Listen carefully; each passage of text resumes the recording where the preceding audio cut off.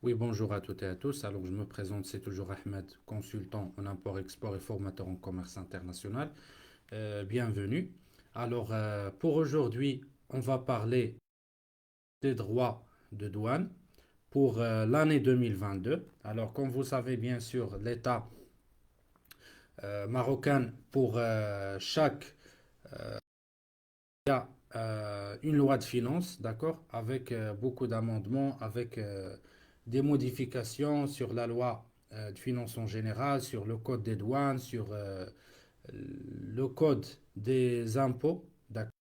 Alors pour aujourd'hui, on parlera en détail des droits de douane en 2022, d'accord, et les amendements accordés, bien sûr, par la Chambre des conseillers. Euh, on est bien sûr d'accord que cette loi est entrée en vigueur le 1er janvier 2022. Maintenant, bien sûr, on est en 18 janvier. Alors, on va donner plus de détails pour les personnes intéressées. Je parle bien sûr des entreprises d'import-export, des sociétés de transit et de transport, etc. C'est bien sûr un article du journal électronique le 360. Alors, taxes, impôts et droits qui vous attend à partir de ce 1er janvier. Bien sûr, on parle de janvier 2022. Alors, donc, on parle, ou bien on va commencer par la TIC, donc la taxe intérieure de consommation. Alors, dans le cadre du renforcement de l'efficacité énergétique à l'échelle nationale, la loi de finances de 2022 instaure une taxe intérieure de consommation pour les produits suivants. Donc, on parle premièrement des téléviseurs, d'accord, de 32 pouces, qui seront désormais taxés à 100 dirhams l'unité. Les appareils électroniques et les équipements électroménagers devraient donc coûter plus cher que 2021. Alors donc bien sûr, cette taxe intérieure de consommation est imposée sur les téléviseurs, les produits électroniques et les équipements électroménagers. Alors pour les détails, les ordinateurs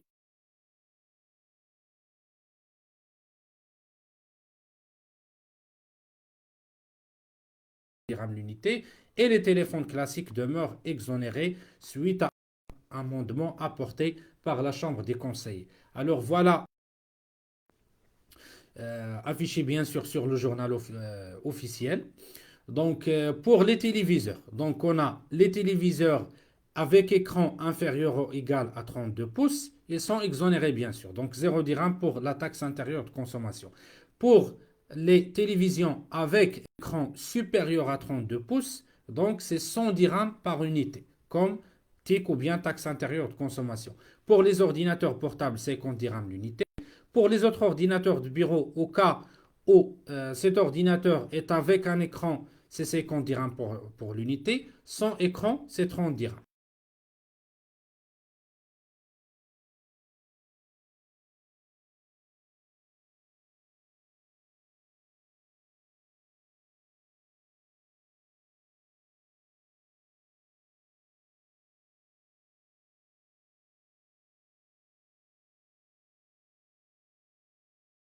Par unité.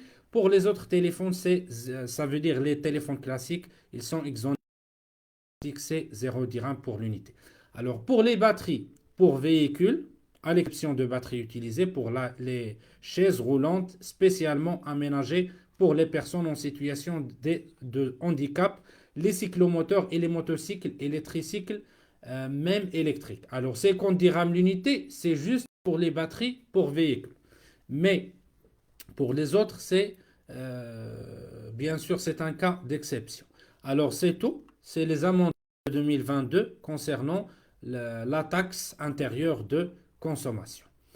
Donc, il y a aussi des changements concernant les cigarettes. Donc, on passe à la baisse de l'impôt des sociétés pour les industriels. Donc, pour les sociétés industrielles,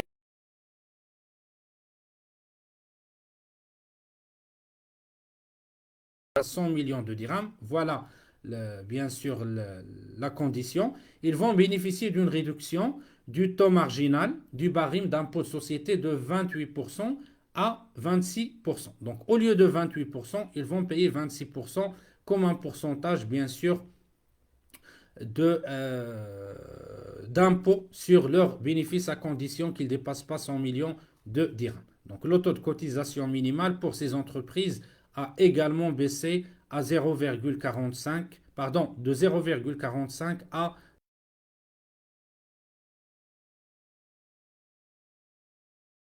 ils ne paieront plus de contributions sociales, la CPU améliorée, l'exonération pour les sportifs, ça en ce qui concerne la loi des impôts indirects, d'accord, et pas le code des douanes.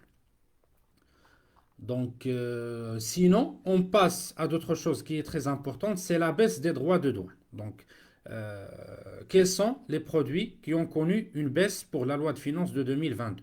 Alors, pour ce qui est de droits de douane, il y a une baisse pardon, de 2,5% qui est désormais appliquée pour les matières plastiques. Les droits de douane pour les sulfates colorés passent pour leur part de 40 à 2,5%. C'est bien sûr un produit chimique. Un droit d'importation à un taux unifié de 2,5% sera par ailleurs appliqué pour les matières premières utilisées dans le traitement du diabète. Donc cette réduction permettra d'assurer une production locale pour les médicaments antidiabétiques et par conséquent un approvisionnement régulier du marché national. C'est bien sûr une décision du gouvernement marocain pour encourager l'industrie locale, l'industrie pharmaceutique, au lieu d'importer ces produits finis de l'extérieur. Donc pour la matière première, il y a une baisse jusqu'à 2,5% du droit d'importation.